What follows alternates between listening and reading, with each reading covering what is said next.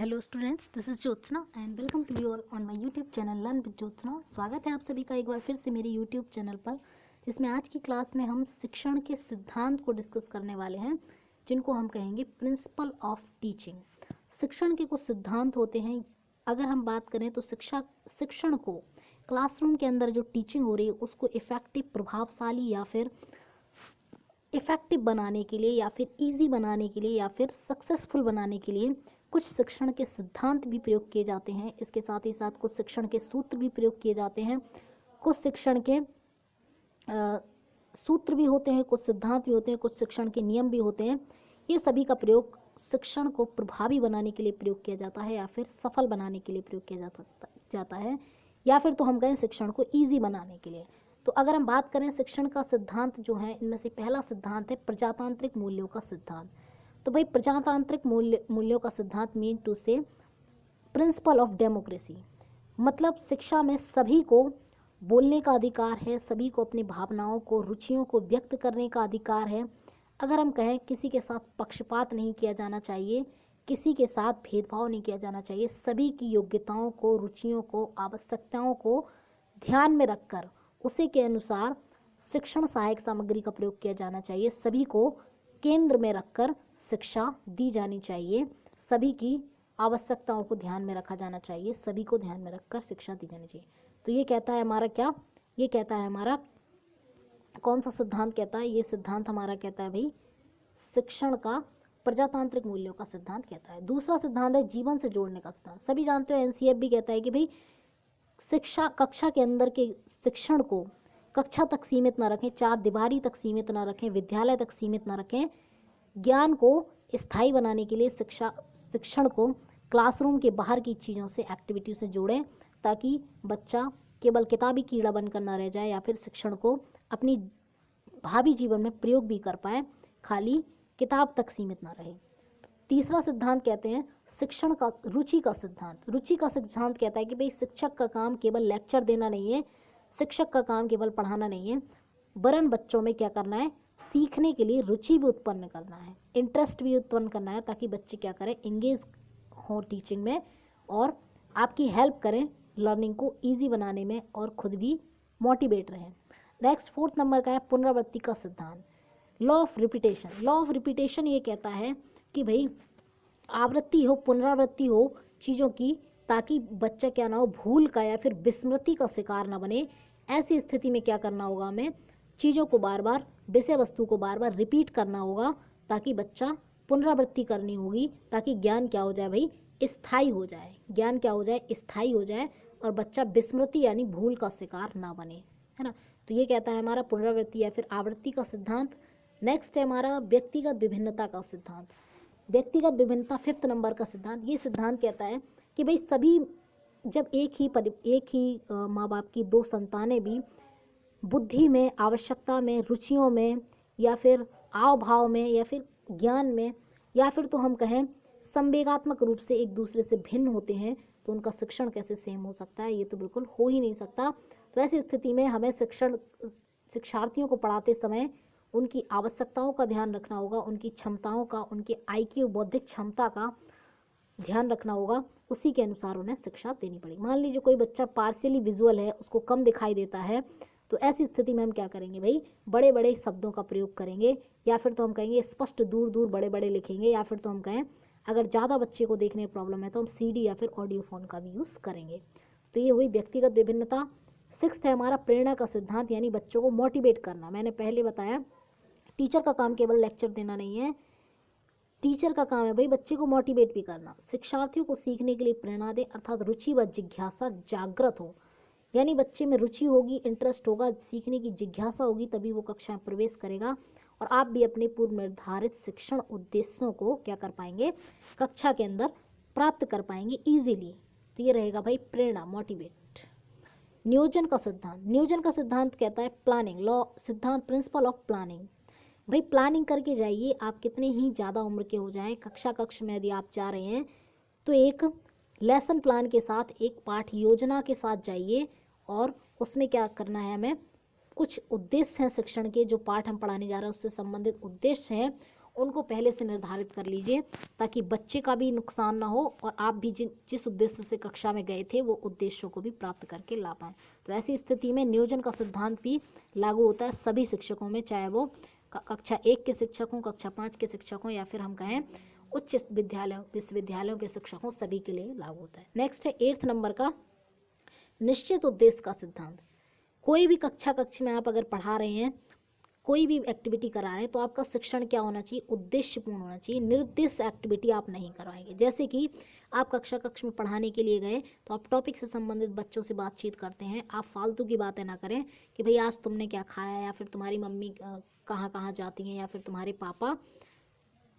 पापा कितना कमाते हैं। ये सब फालतू के कुछ क्वेश्चन है। हाँ, यदि ये आपके क्वेश्चंस आपके टॉपिक को ईजी बनाने में हेल्प कर रहे हैं या फिर लर्निंग में हेल्पफुल हैं, तो वो उद्देश्यपूर्ण रहेंगे। लेकिन फालतू की क्रियाएं क्लासरूम के अंदर ना करवाएं कि चलो आज पढ़ाई नहीं कर रहे हैं, आज हम क्या करें, आज हम गाना गा लेते हैं, या फिर हम आज बातें कर लेते हैं, है ना। इस तरीके की चीज़ें ना करें, क्योंकि शिक्षार्थी के व्यवहार में परिमार्जन यानी सुधार लाना चाहते हैं। इसका उल्लेख पहले से होना चाहिए कि भाई इस टॉपिक के माध्यम से हम बच्चे को ये सिखाना चाहते हैं, तो वो उद्देश्य आपका निहित होना चाहिए और उसी के ओरिएंटेड आपकी एक्टिविटी होना चाहिए। नेक्स्ट है आपका क्रमबद्धता का सिद्धांत। क्रमबद्धता का सिद्धांत कहता है कि भाई चीज़ों को क्रम से पढ़ाइए। ऐसा नहीं है कक्षा 1 के बच्चे को आपने निबंध लिखना सिखा दिया, ABCD सिखाई नहीं, उसे सेंटेंस बनाना डायरेक्ट सिखा दिया, उसे स्वर व्यंजन पता नहीं, वॉवल कॉन्सोनेंट पता नहीं, और आपने उसे सीधे निबंध लिखना सिखा दिया। तो ऐसी स्थिति में क्रम से पढ़ाएं। बच्चे के पूर्व ज्ञान को ध्यान में रखते रहें कि भाई बच्चे को इतना आता है, उसके बाद हमें उसी के पूर्व ज्ञान से नई चीज़ को जोड़कर उसे इतनी चीज़ सिखाना है। तो ये चीज़ें पहले से क्लियर होनी चाहिए। ऐसा ना हो कि भाई आप चीज़ें क्रम से ना सिखा पाएँ, आप सीधे क्लासरूम में गए, आप तो सीधा उसे किताब पढ़ना सिखाने लगे, आपने उसे स्वर व्यंजनों या फिर भाषा के बारे में जानकारी नहीं दी, छोटे मोटे रूल नहीं सिखाए, आप सीधा शब्द बनाना नहीं सिखाए, पद बनाना नहीं सिखाए, वाक्य बनाना नहीं सिखाए, आप सीधा किताब पढ़ाने लगे। ऐसा नहीं होता है ना। तो ये चीज़ें कहती हैं कि भाई क्रम से सिखाइए बच्चे को। पहले आप स्वर व्यंजन सिखाएंगे, वर्ण जिसको हम लोग कहते हैं, वर्ण के बाद फिर हम सिखाएंगे भाई शब्द सिखाएंगे, वर्ण से शब्द बनता है, शब्द से फिर हम बताएंगे पद बनता है, पद से फिर हम बताएंगे भाई वाक्य बनता है, और वाक्य से फिर हम बताएंगे वाक्य से क्या बनता है, वाक्य से आपका निबंध बन सकता है, कुछ भी बन सकता है ना। तो ये एक बात हुई। नेक्स्ट है परीक्षण का सिद्धांत। परीक्षण का सिद्धांत ये कहता है कि भाई आप पढ़ा तो चुके हैं, आपका काम खत्म कर लिया आपने, बच्चे ने पढ़ लिया, बच्चे का काम खत्म कर लिया, अब बच्चे को आया क्या है, बच्चे ने सीखा क्या है, आप जो उद्देश्य कक्षा में लेकर गए थे वो किस सीमा तक प्राप्त किए हैं आपने।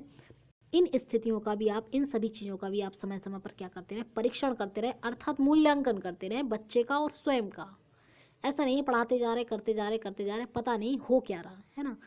हमने तो पढ़ा दिया बहुत कुछ, लेकिन बच्चा छोटे से प्रश्न का आंसर नहीं दे पा रहा, तो ये भी एक बुरा है। ऐसी स्थिति में शिक्षण का सिद्धांत है परीक्षण का सिद्धांत, जिसको हमें क्या करना है, लागू करना है शिक्षण के दौरान। विभाजन का नियम क्या कहता है, बड़ी विषय वस्तु को आप यदि पढ़ा रहे हैं, आपको पढ़ाना है न्यूटन के नियम, न्यूटन के गति के नियम, तो आप पहला नियम पढ़ाएंगे, फिर उसका विश्लेषण करेंगे, फिर उसी छोटे छोटे खंड में बांटकर उसको बच्चे को पूरी तरह एक्सप्लेन करेंगे, फिर सेकंड लॉ पढ़ाएंगे, आप उसको भी एक्सप्लेन करेंगे, फिर उसका सारांश बताएंगे, उसका विश्लेषण करेंगे, उसका वर्णन करेंगे, सरल बनाएंगे उसे, फिर आप न्यूटन की गति का तीसरा नियम पढ़ाएंगे, फिर आप उसे होलिस्टिक वे में बताएंगे कि न्यूटन ने 3 गति के नियम दिए, पहला ये था, दूसरा ये था, तीसरा ये था, ये तीनों नियम अपने आप में भिन्न भिन्न है, ये इन्हीं को हम न्यूटन का गति का नियम कहते हैं। तो इस तरीके से आप क्या करेंगे, विषय वस्तु को छोटे छोटे टुकड़ों में विभाजित करेंगे ताकि बच्चे को ईजी लगे और एक एक कॉन्सेप्ट उसकी क्लियर हो पाए।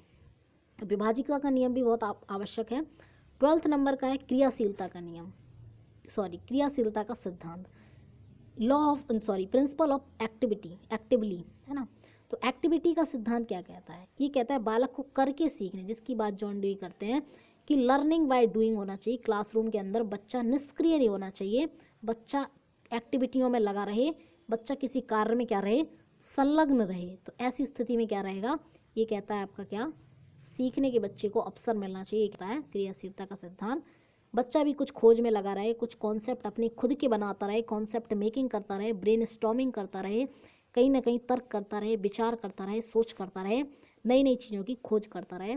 इसी को हम लर्निंग कहेंगे। ये भी ज़रूरी है। ऐसा नहीं है कि तुम पढ़ा रहे हो, कई बार बच्चा क्लास में सो भी गया है, या फिर तो वो खाना खाने में लगा है, या फिर तो वो कुछ और एक्टिविटी में लगा है और आप पढ़ा रहे हो, तो ये भी एक्टिविटी का सिद्धांत भी लागू होता है। 13 नंबर का है नैतिक मूल्यों का सिद्धांत। भाई जो आपका टॉपिक है, जो आपका विषय वस्तु है, वो तो आपको सिखाना ही है, लेकिन शिक्षक का कार्य बच्चे का सर्वांगीण विकास करना है, ना कि एक टॉपिक पढ़ा के उसे उसके ज्ञान को वहीं तक सीमित रखना है, बल्कि बच्चे का सर्वांगीण विकास करना है। ईमानदारी हुआ, अहिंसा हुआ, या फिर सत्य हुआ, ये सभी नैतिक मूल्य भी बच्चे में विकसित करना है, ताकि वह एक योग्य नागरिक या फिर योग्य सामाजिक व्यक्ति बन पाए, समाज में समन्वय कर पाए, समाज के अनुसार उसका निर्माण हो पाए, है ना। तो ये सब भी काम भी शिक्षक का है। नेक्स्ट 14 नंबर का है पूर्व ज्ञान का सिद्धांत। पूर्व ज्ञान का सिद्धांत ये कहता है कि शिक्षक को विद्यार्थी के पूर्व ज्ञान से जोड़ना चाहिए। भाई जो आप पढ़ा रहे हो, ऐसा नहीं है कि बच्चे को हो सकता है ABCD नहीं आती और हमने सीधा लिया सब्जेक्ट और प्रेडिकेट पढ़ा दिया, सीधा हम वाक्य पे टूट पड़े, वाक्य पढ़ाना हमने शुरू कर दिया। ऐसा नहीं करना है। पहले हमें देखना है कि बच्चे को स्वर व्यंजन का ज्ञान है, या फिर तो हम कहें बच्चा स्पेलिंग बना पाता है, या फिर तो हम कहें थोड़ा बहुत वो पार्ट्स ऑफ स्पीच के बारे में कुछ जानकारी 2 लाइनें रखता है। उसी जानकारी से हम नए ज्ञान को जोड़कर हम उसे उसके ज्ञान में विस्तार करेंगे, उसके ज्ञान में वृद्धि करेंगे। तो एक तरीका है, ऐसा नहीं है कि आपने अपने हिसाब से पढ़ा दिया। हो सकता है बच्चे को उसके पहले की चीज़ें ही ना आती हों और आपने क्या करा, आप उसके और आगे की चीज़ों से पढ़ाने लग गए।